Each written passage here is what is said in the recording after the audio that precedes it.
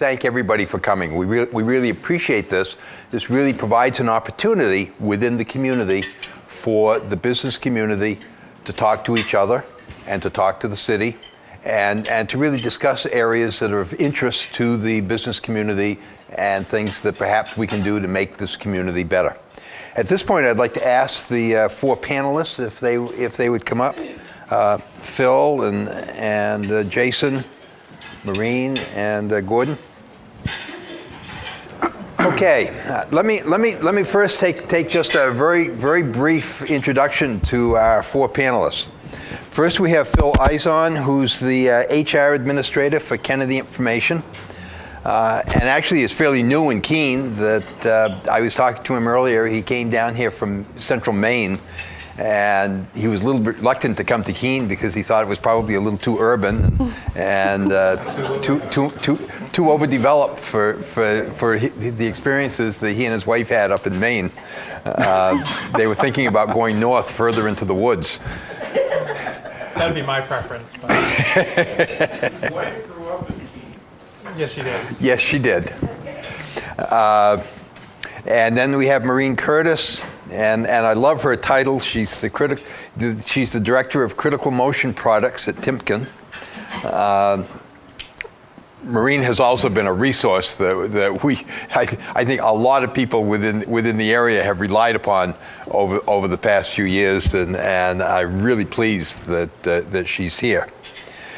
Then we have Jason Gatley, who's the vice president of talent acquisition, which is another title that I really do enjoy, from CNS. And this community, quite frankly, has benefited tremendously since CNS relocated here from Brattleboro. And their participation within the community, their participation here this noon, but their presence overall within the community has been an extremely positive aspect of the city of Keene, and it's one that we continuously are gratified for. And then finally, Gordon Levesey from Keene State College. Gordon is the provost at Keene State, and we appreciate you being here today.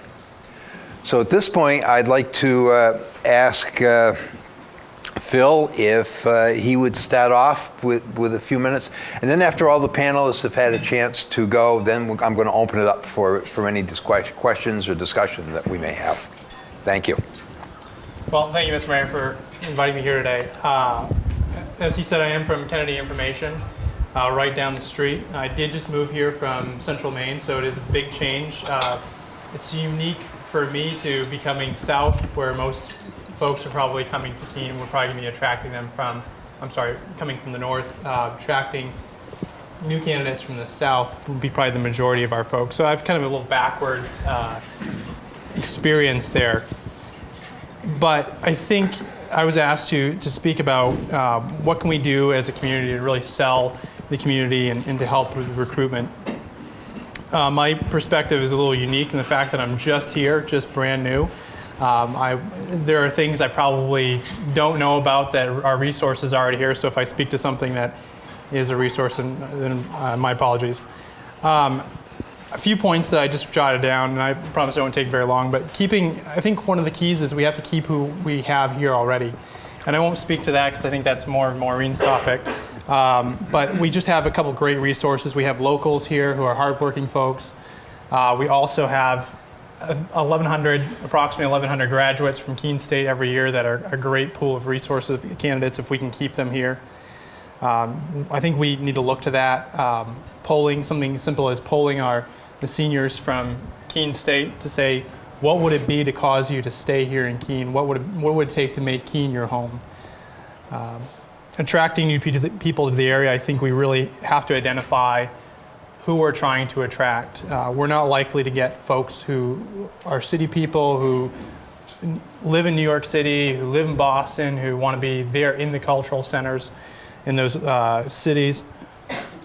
But I think we probably were looking at a younger demographic of people that we're going to be attracting here, or people trying to make a life change. Primarily people who love the outdoors, who can kind of live here, play here. We have great access to the mountains. One of the benefits moving from central Maine to here is the additional cultural experiences that Keene offers that central Maine doesn't.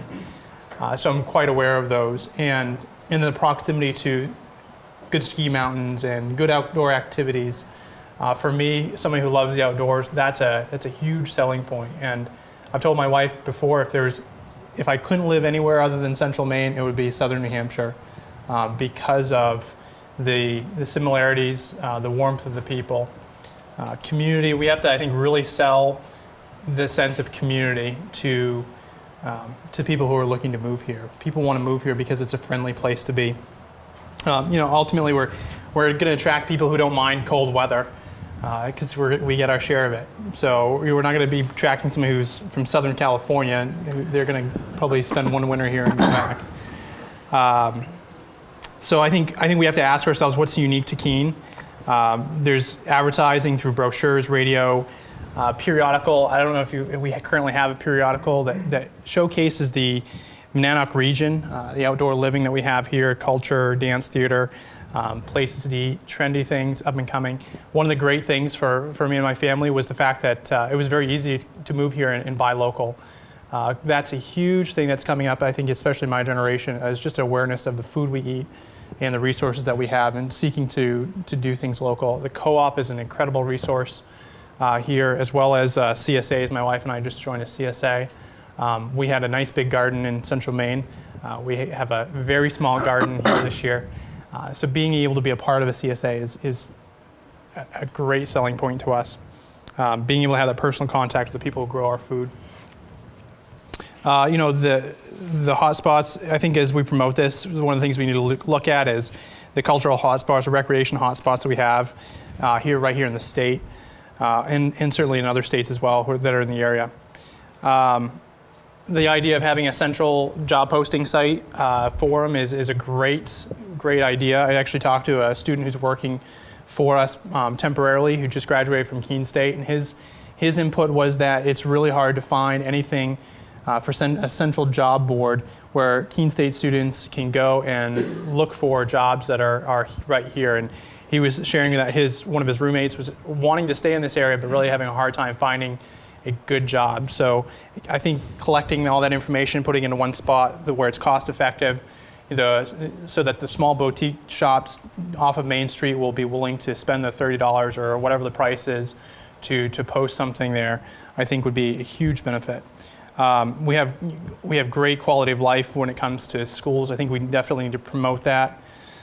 It's a place, we need to make Keene and show Keene as a place I want to be. We have low crime rate, great downtown, and some awesome culture. So I think those are kind of the keys that I would say. A couple things that I might suggest as we have opportunity is improve the infrastructure. Talking to the president of my company, Dan Howder, he has to often go to New York City a couple times a month. It's not easy to get there. It's a pretty challenge. So I know some of that depends on the demand for such things as commuter flights out of the airport, but I think those could be something that would be an additional plus to the community. One of the drawbacks I'll say in coming from central Maine, which other people coming from the south may not experience, but is the cost of living. And the cost of living here, especially for housing, is much higher, including taxes. And for me and my family, we've made the choice for my wife to stay home, so she can help to raise the children. In our experience in Maine, a lot of ladies stayed home with their families. Here, almost nobody does. Almost nobody has the opportunity to, and they would like to. So making it a place where it's more affordable, that young families can move here, and if they so choose, that one of the spouses can stay home easier would be, I think, an extra plus to having new people move here. Two last points. More indoor activities for the cold months. I think the idea of the ice arena is a great idea. I think we need to do more things like that in the community to promote some indoor activities that you would normally do outside in the summer that can be done during the colder months. And then I think once people get here, and I won't speak to this because I think too much, because I think that's Gordon's thunder, but just something simple like a welcome to Keene packet, where it provides you the information of who to contact, things to do, restaurant menus when people first move in.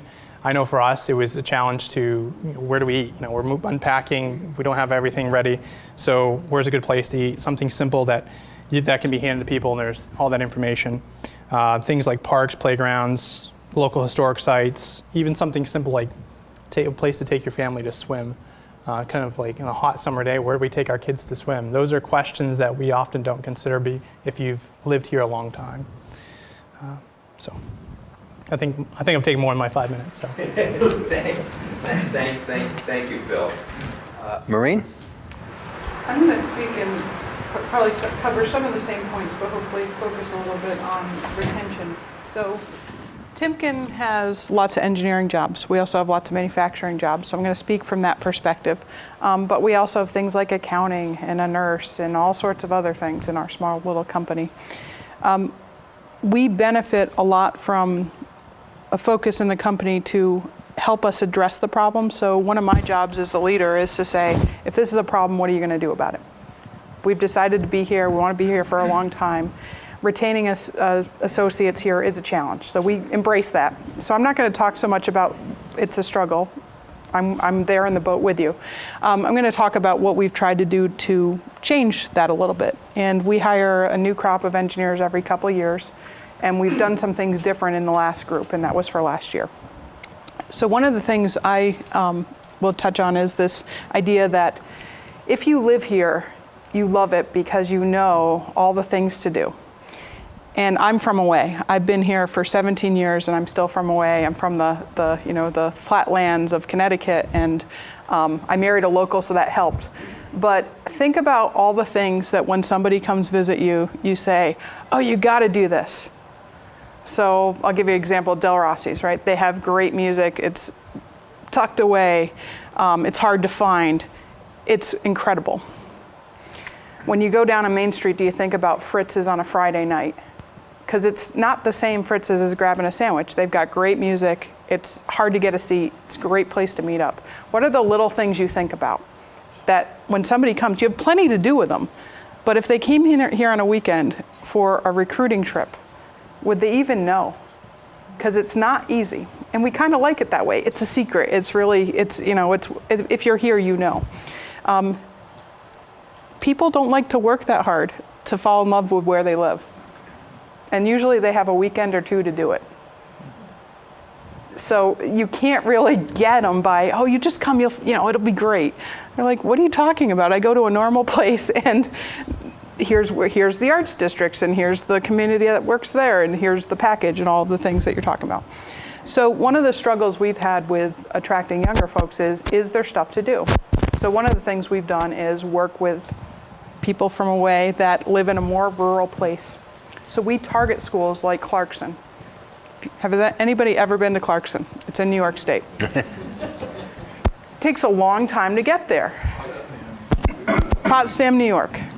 Go to Lake Champlain and keep driving, right? And Keene looks like a metropolis. And it's kids who like the mountains. If they stayed through engineering school there, right, they're gonna like it in Keene.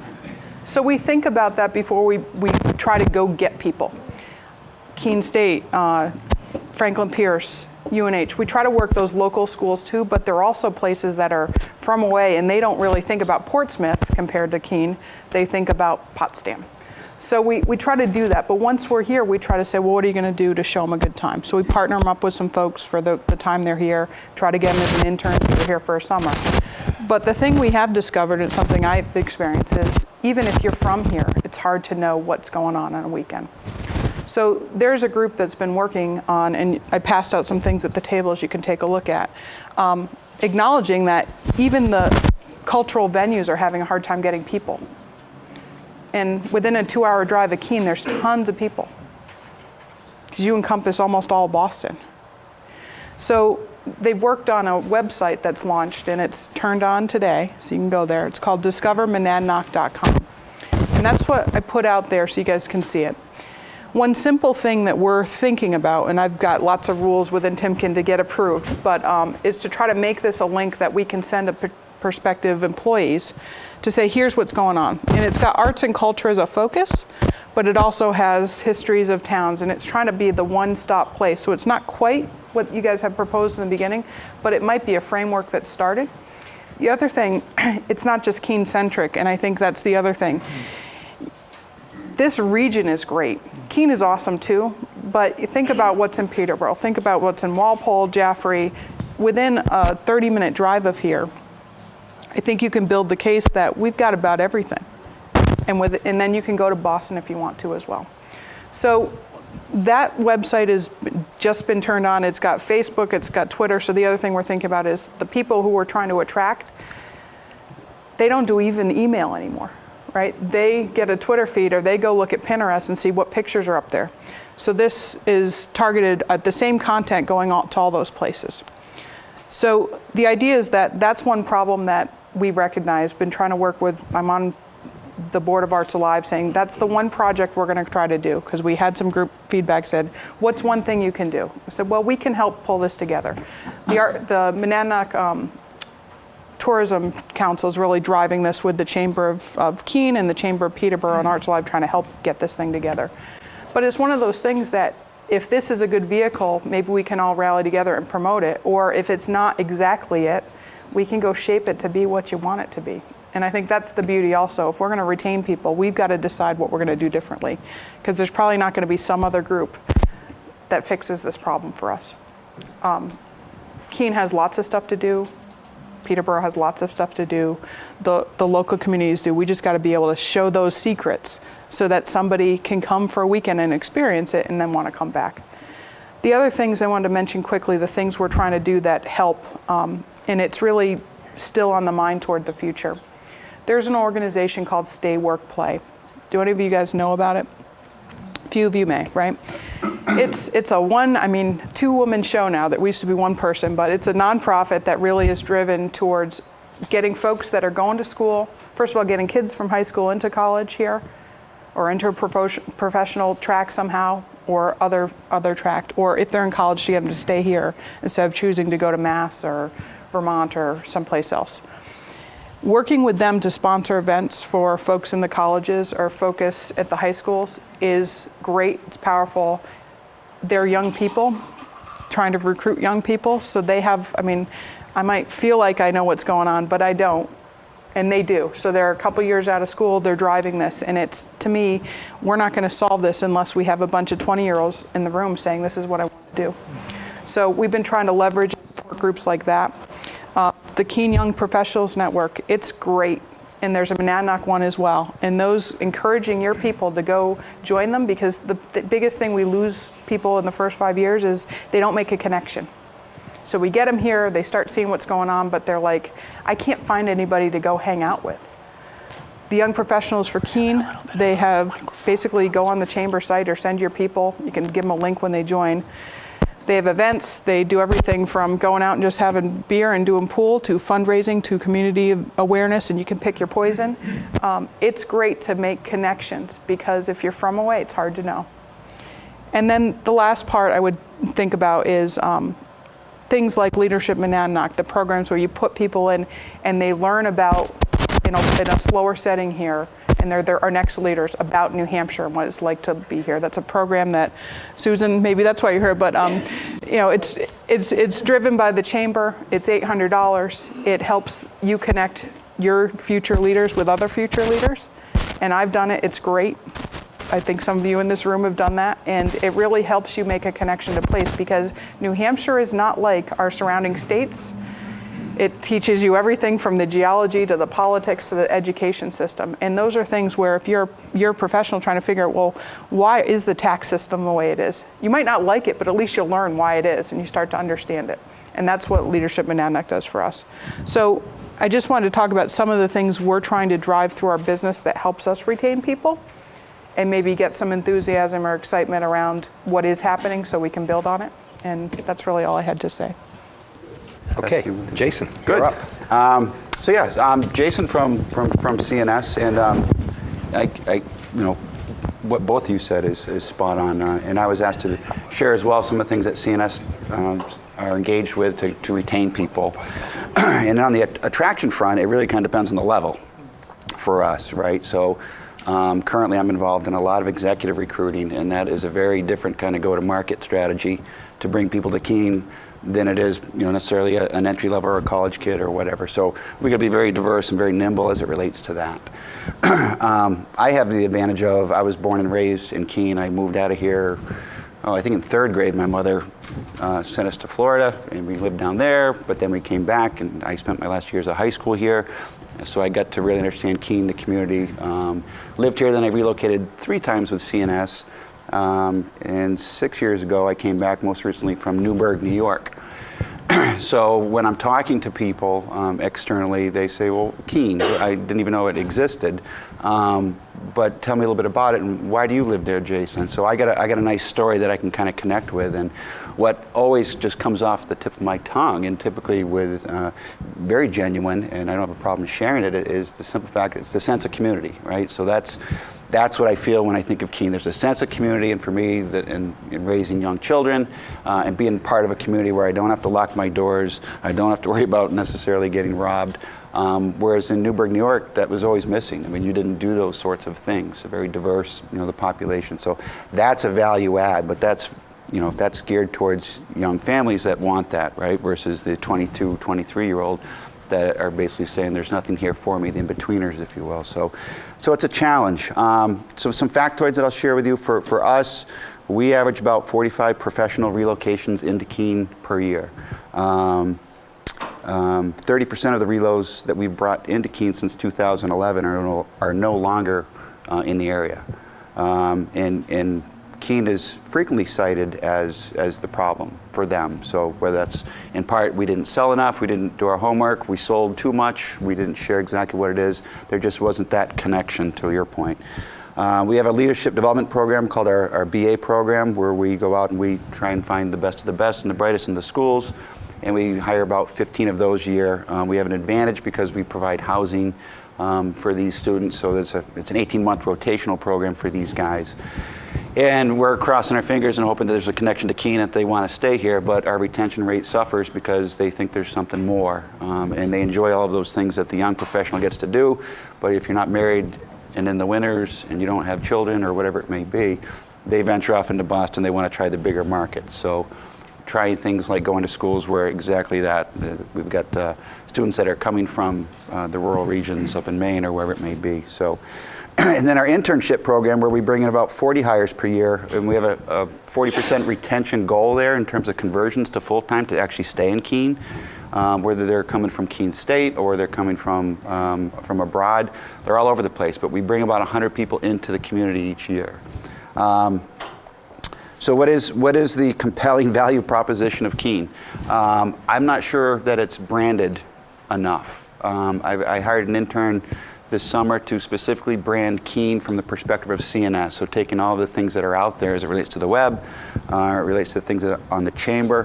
There's this, if you had this is the Chamber of Commerce's, great piece of work. And it connects everything, it lists everything. It's a good starting point. So we're just trying to kind of brand it, if you will.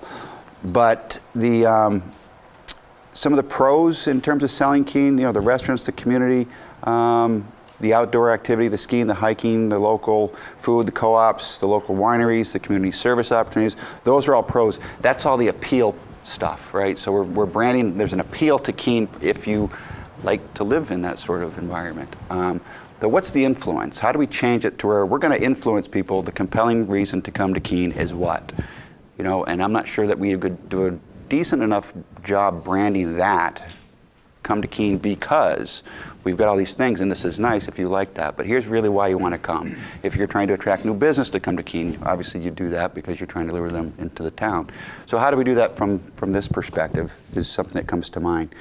Some of the cons, and maybe the socio-economics, school rankings is the biggest thing that I hear from the execs. According to what we can find, the Keene area schools and the surrounding areas aggregated in that 40th percentile in the state.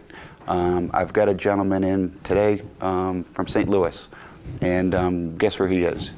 He's down at Northfield Mount Herman, and he's down at Deerfield Academy, right? And odds are he's probably going to relocate into Vermont and then commute into Keene. That's a missed opportunity. So whatever we could do there, I think there's room to. We have great success stories, right? I coached at the high school, the coach of soccer there. A lot of the girls went on to Dartmouth, they went on to Holy Cross, a couple went on to Yale, a couple went to Stanford. There's great success stories. How do we kind of highlight that? So if you're a driven person, you can still do well here. I think it's greatschools.org, is that the website? That's the Today Glassdoor for employers for schools. And if you go on there and you see where Keene ranks, people say, Jason, the school system, what's happening there? So, last night with that particular candidate, we had 6 execs who have children there in the school that come out, and we're selling, and we're really just trying to reel them in the boat, and that's what we're trying to do. It should be easier than that. It should be easier for people to find and say, Keene, that's great. If I look at Bedford online with some of these things, 5-star ratings, it's like TripAdvisor, right? You go to what hotel am I going to? You see the good ratings, hey, this is an interesting town. I'm not sure we're branded that way yet. So there's an opportunity area. 3 successful initiatives that we've began with the focus centered around connection, to your point earlier, getting people connected to the area. We've got one which is a welcome group. So have you ever heard of the Long Island or the New York Housewives TV show? Are you familiar with that?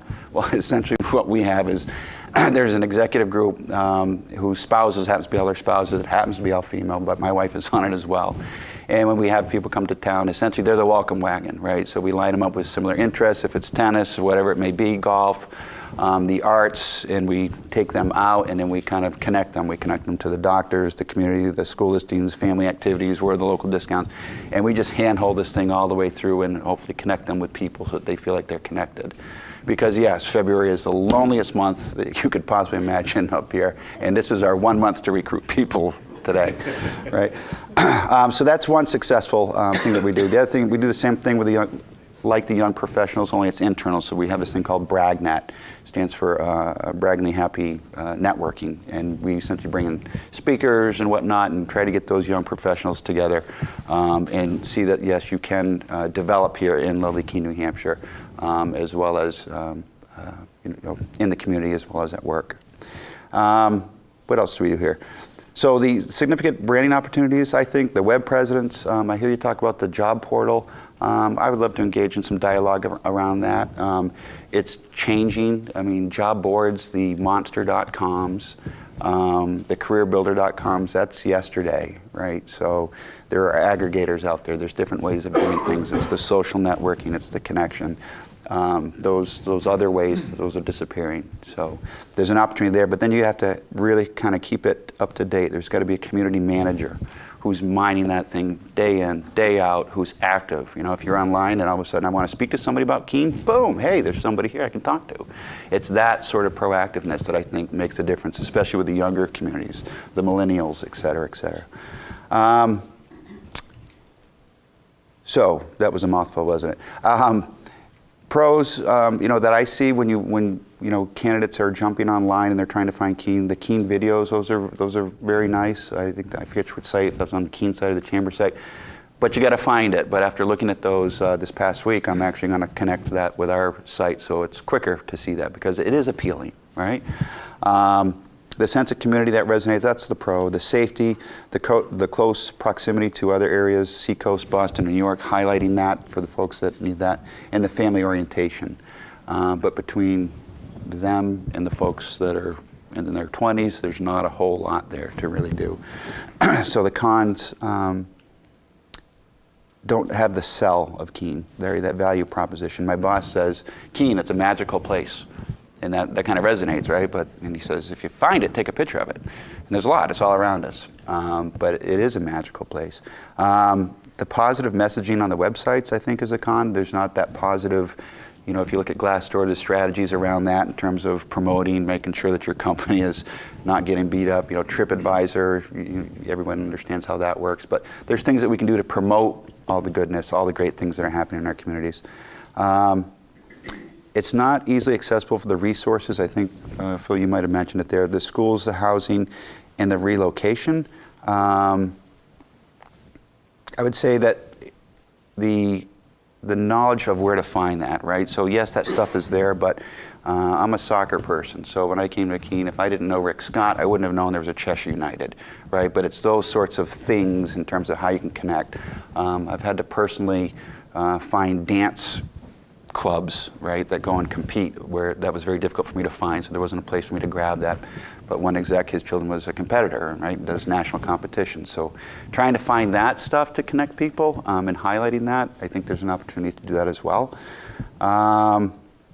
And lastly, I would have to share with you that new construction is behind schools #2.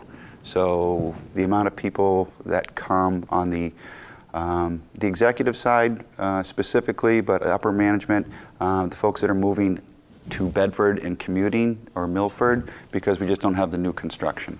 That's been highlighted as a significant issue. So schools, housing, and then kind of that connection piece, whatever we could do, those would be the 3 areas that I would look at. Okay, thank you, Jason. Yep. Our biggest task now is to make February everybody's favorite month. we really do have to find a way to make that happen. Gordon.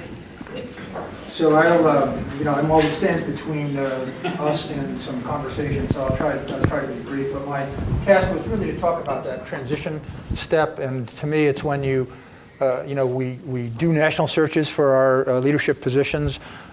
We are very clear about who we are as an institution and what our community is like, so we cast a broad net. We want people to come and apply who are looking for what we have to offer, and I think we generally don't disappoint those people when they get here. So in general, I'd say when we do make a hire, the people come and they tend to stay. But the fact is, there are some challenges in that from the time you make the offer until the time you have the handshake, it's a very anxiety-filled time for us. And usually it's around, you're not just hiring the person, you're hiring a family. You're hiring a significant other, a trailing spouse, an important person, or children of different ages, and so on. So it is the package that we have to try and put together. And some of the issues that are challenges, other people have mentioned, housing is a challenge. It's a challenge understanding where the schools, transportation, but particularly job opportunities for the other member of the family if there's a working member of that family. So one of the things I think we've depended on mostly is that personal network. We have leaders at the college who know many of you, and we're not afraid to pick up the phone and make a call. But as this leadership group turns over, the potential to lose that sort of personal relationship grows. So what do we find? Are there ways that we can find through websites or in other means some structures that will support this kind of networking that is often really important for us? So we do have success stories. One of the docs at the Cheshire Medical Center was hired last year's spouse was a research scientist from a major university in the Midwest. We were able to help him transfer a grant to Keene State, NIH grant, give him lab space, get him set up, get him student workers and whatnot. So he's been able to continue his career, and certainly we're hoping there are opportunities for him and for us for having a person like that in the region. But it is by onesies and twosies, and sometimes that feels pretty fragile. The other thing I'd say that we can all do is build our brands, our own organizational brands and institutional brands. When we do our national searches, we do very well, and the people that we bring to campus and bring to the region during interviews tell us they're there because they hear good things about Keene State College and the higher education community. So we're very aggressive in going to national meetings, having leadership roles in national organizations, and that builds our brand and it helps us attract top people to the institution. To the extent all of us can build our brands in those national stages, I think it really helps bring talented people to the region. And that the missing piece, I think, is how do we brand the larger region in a way to sort of capture the quality of the different kinds of organizations and opportunities that we have in the region. And I think that's something that we could do collaboratively together. Obviously, I come at this from a higher ed perspective, but I do think our higher ed resources in the region are very strong. Antioch, New England, Keene State College, half our students come from out of state. These are students waiting to relocate rather than go back in many cases to their urban areas. They like what they find here. So that's a ready workforce that we think we can help people access.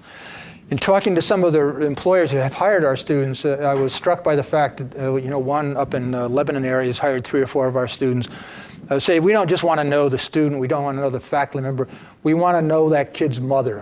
And the joke is that one of the first people they hired, they actually did know that student's mother, and were able to talk to her about that. But these networks within the corporations that we send our students to are really very, very close, very small, a lot of them, and these personal relationships and personal reputations that we put on the line each time we recommend somebody for hire are really important to them. So I think how we get that information into a network is important. One of the things that clearly we do find, even in our national searches, is that many people have roots in New England.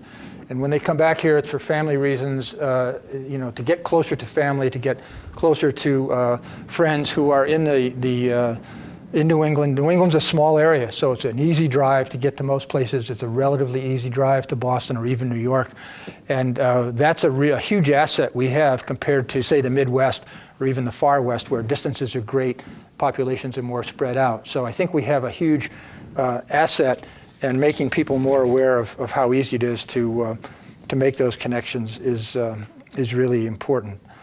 In terms of our own efforts to bring people in addition to the networks and pick up the phone, we do have packages of information that our Human Resources Office provides. It's full of stuff like the Chamber publication and others.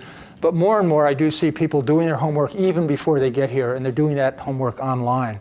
So I think getting these resources or resources like them into an online format and keeping that current and updated, seeing that all of our websites have links to those similar kind of resources would be a benefit to all of us in our work to bring new employees to the region. One of the other things that we do is, in terms of relocation, is that we provide a transitional allowance. We don't pay for moving expenses, but we have for leadership positions an amount, % of salary that we make available to people to spend how they want to spend in order to relocate. So if they're paying for a moving van, they can take that off on their taxes. This is paid as income to them as a sort of a bonus income when they begin employment.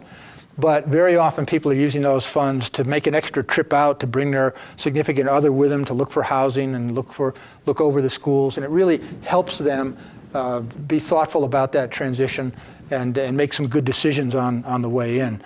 I do think transitional housing would be a huge asset for us. I know many companies do that by purchasing or leasing homes that they can put their employees in for a period of time while they either build or search for their own housing. But that housing and the cost of housing is really, when you're bringing somebody in from Texas or somebody from the Midwest, they're getting a whole lot less house for a whole lot more money. And cost of the heating and other factors really are sobering, and we struggle with that. So, but at the very least, we want to have people be able to have a place to stay, to sort out their options and make good decisions about what they find they want to do as far as leasing or buying or building.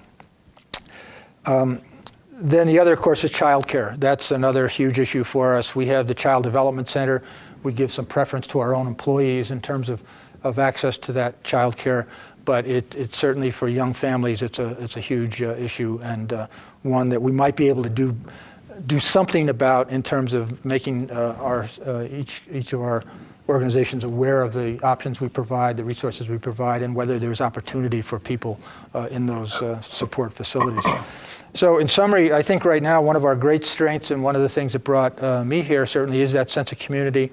The personal networks that I've built over the years are a huge resource for us, but I worry about how we replace that sort of personal network with something more long-lasting and robust and not quite so person-dependent. And then information and support for transitions to the area. How do we strengthen that? So I'd be happy to hear from questions or comments or experiences from some of you. Okay. Thank you very much, Gordon. Now it's your turn. We'd like to hear from you. We'd like to hear your experiences. We'd like to hear your questions.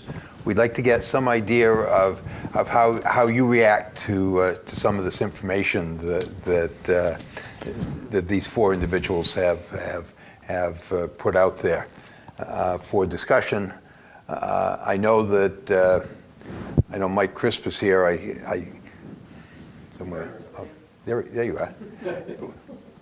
I met Mike when I first became mayor. He was one of the first people that I had met. He runs Corning here in Keene. I asked him what was needed to make Corning successful in the Keene, and he said Corning is very happy here, as long as we have an employment base that we can draw from, as long as we can fill our needed employees. We will stay, we will grow, we will prosper here.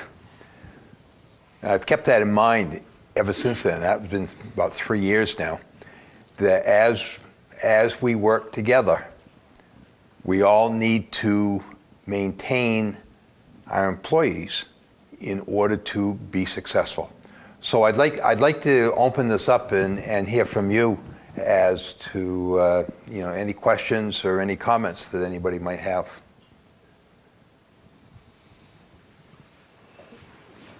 Yes, Mike. I moved to the Nanoc region in the mid-'70s. I was married, had a 1-year-old kid, and a lot of other people were in the same boat. They moved from somewhere else to this region, married with a kid or two. And nobody had any money, and we went to each other's houses, we hung out. But we didn't go out a lot because nobody could afford to. And that worked really well for a period of time, and we worked to keep this area from getting developed. We blocked all the roads from coming here, so you can't get to Keene, so Keene didn't get developed. That's what we wanted. But now we all have kids, and they're grown. They're 20, 30, 40 years old, and they're struggling with, do they want to stay here or not? Because of what is lacking in Keene, because they've been everywhere else. They know what is out in the world. And they love it here, but there are things that are just missing in their lives that they can't get here. And they know what they are, and they know, and they've got ideas of how to correct it. And the perception is that a big part of it is that the way that Keene is being run is away from that happening. That they want certain things, and there are regulations that are keeping it from happening. So I would suggest talking to those people who you want to retain and hearing it directly from them. I know I spend a lot of time with 24-year-olds, 40-year-olds, and they tell me all the time. One thing that is very important to them is music venue, a place that could be small enough to attract the kind of people that might come to Cambridge or Boston or Northampton, but can't come to Keene because there's no proper venue for them here. It doesn't work. And even when they get out, there's nowhere to go to eat. Everybody's closed, or it doesn't have the type of food that they want. Or a skate park. I know there's a group in town that's trying to get a skate park together, and they've been working on it for years now, and it's not here yet. You know, every town in the country has a skate park. And it's things like this that are the reasons why these people that we're trying to retain are looking at the possibility of not staying there. And I would really highly recommend speaking to them directly. Well, and I have to say, Mike's son did get in touch with me, and I do intend to sit down with him and some friends of his to discuss exactly the issues that Michael is bringing up right now, as to how do we make the what type of amenities, what type of activities, what types of things the city can do to try to make itself more attractive to people that are in their 20s, that are single, that are really trying to get themselves established. Yeah. What I'm saying here, I'm not saying that Keene has done anything wrong. What I'm saying is that Keene did the right steps in previous years, I believe, in my opinion. Keene is infinitely better than it was 30 years ago. But what we failed to to really look forward to is that, okay, this is working for us, but what about future generations? Is it going to work for them? And I guess we just didn't look far enough ahead to see what it's like living here in the shoes of the people who would take our places going into the future. And I think that it's wonderful that we're talking about it now because it's not too late. Keene is a wonderful place and it just needs to evolve. It needs to continually evolve. Whatever changes we make now will lead to change in another 30 years.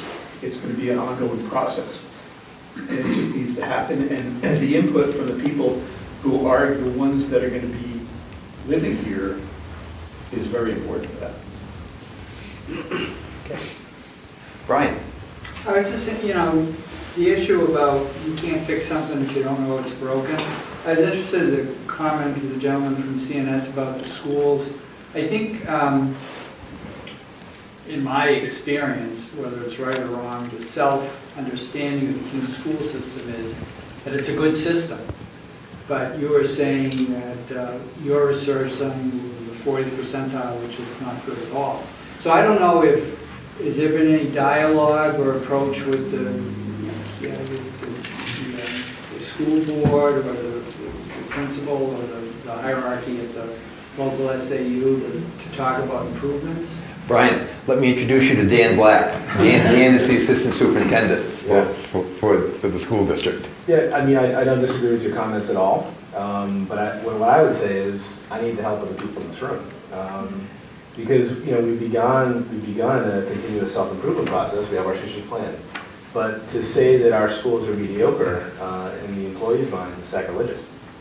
And, it's definitely, the data supports it, but we really have to, get the school system moving in a more aggressive manner to get out of that place. And, the way everything is kind of set up with the public hearings and things, it's largely employees coming out. And, for employees to start to feel comfortable that they can do a better job and they can work harder and they can be better for kids, that's a big deal because they haven't really heard that in a long time. So we've begun it. I think the school board is very well aware of it. And I think we've made some progress in the last year to continue to build on, but we have a long way to go. Okay. Yeah. Thank you. Further questions or comments? Jack. This may be a challenge that's slightly unique to Antioch in terms of our being part of a national university that has campuses in 4 other locations. But one of our challenges, and we've tried to be as aggressive as we can about this, is diversifying our employee base and hiring people that, quite frankly, look differently than many of us.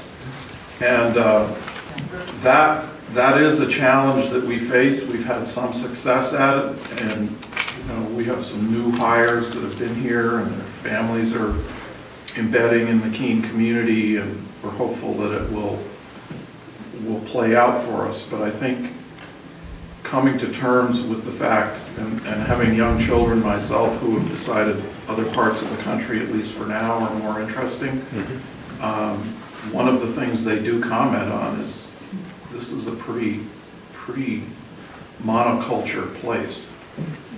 I don't know that there's anything we can do about it, but it is a factor for young people. Clearly, as we look to the future, that's not necessarily a good asset to have. The diversity in this community is lacking.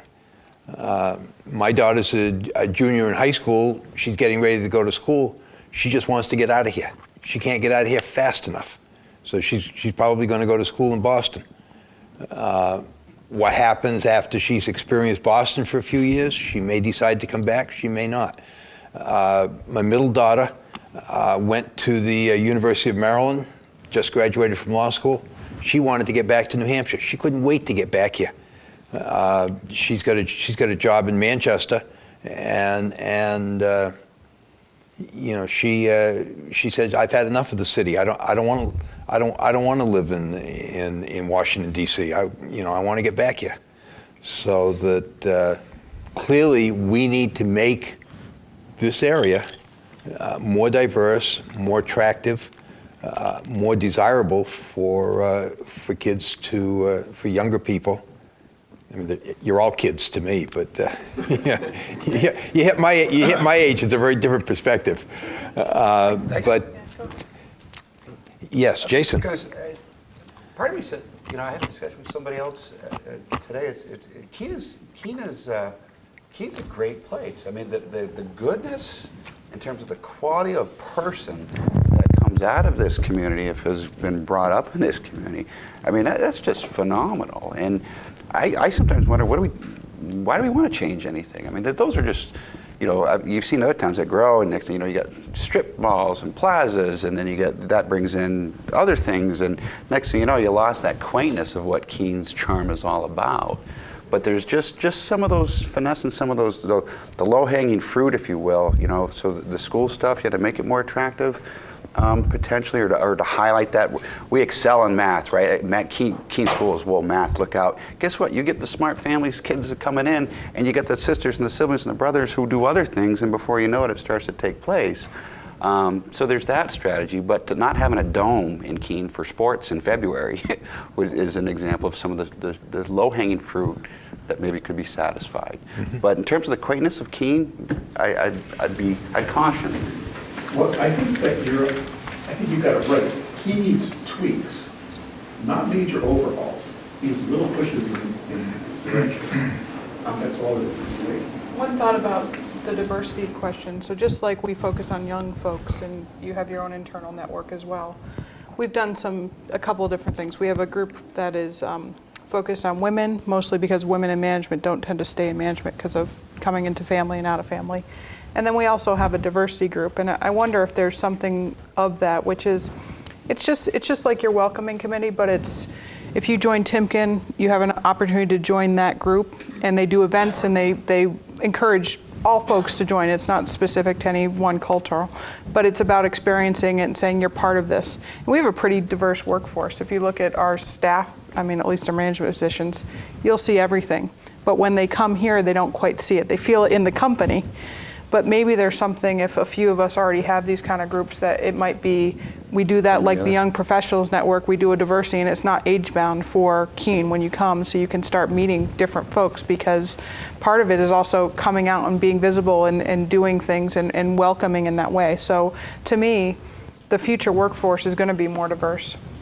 And we want it to, because the great ideas come in from everywhere, right? And our kids want to be exposed to different things. They don't want it to just be the 4 people they knew, because all their friends on Facebook or Pinterest or whatever they're using that I don't know about, they all look like cultural makeup of the world, right? I've got my nieces and my daughter, they have friends that are in every country you can think about, and it's because they all joined something.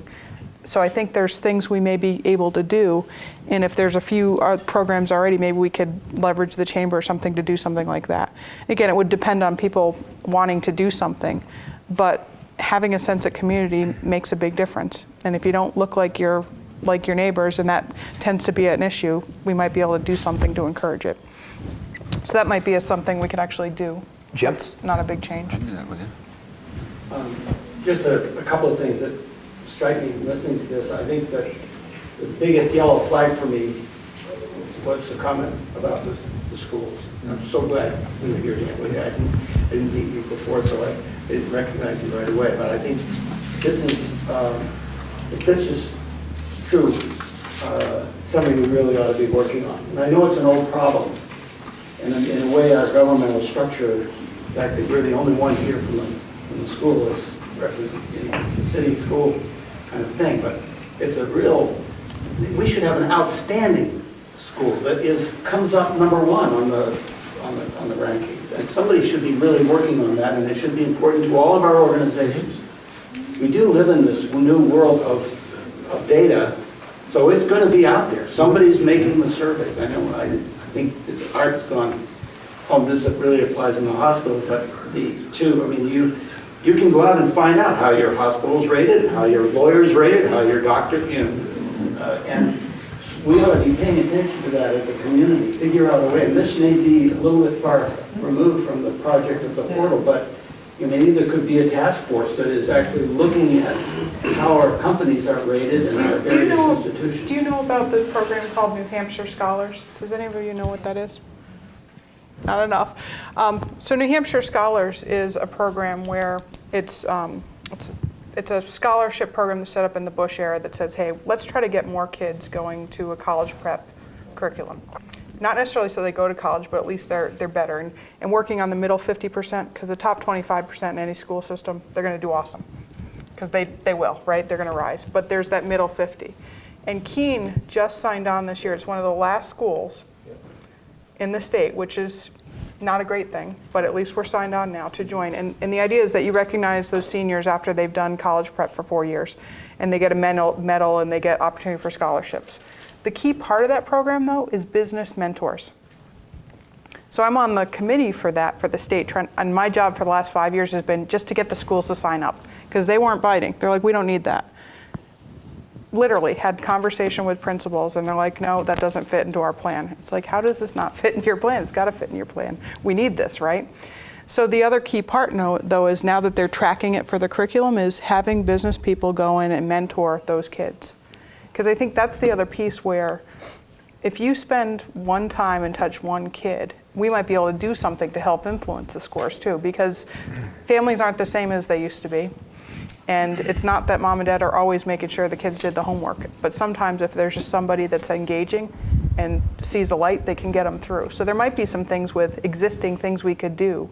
And it doesn't have to be us in this room, right? We got a lot of people that work with us that could say, I'm going to send one of my employees, and every year I'm going to have them go work with Keene High School. Fall Mountain's now part of it. Monadnock's now part of it. But they don't have the community piece. They just have the curriculum piece.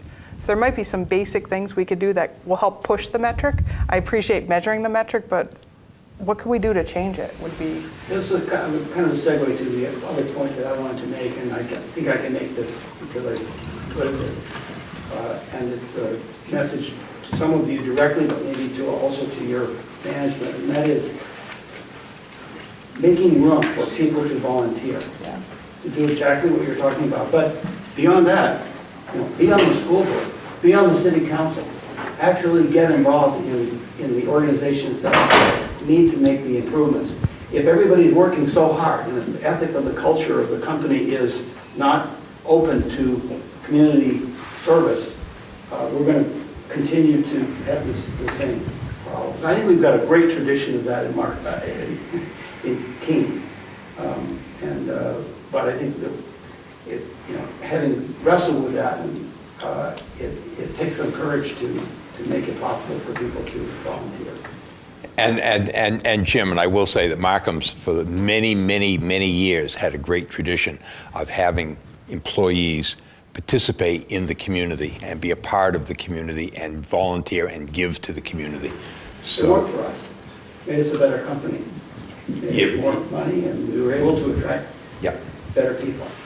I want to be respectful of everybody's time, and it's a little beyond where we usually finish up. So I'm going to just have to bring this to a conclusion. Susan, do you have one final thing you'd like to say? I just want to make a couple of comments, if you don't mind. To make a couple of practical suggestions based on this conversation, which has been very rich, and a lot of these things are things that have been brought up in the past. But we keep talking about them and we haven't quite yet solved them.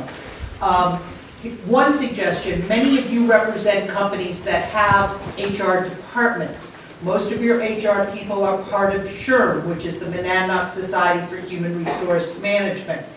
Get them to look at this portal that you're talking about so that the job postings can be collated or coalesced in some way that's productive for the trailing spouse or trailing partner. We keep talking about it, but we're not quite there yet. This shouldn't be hard to solve.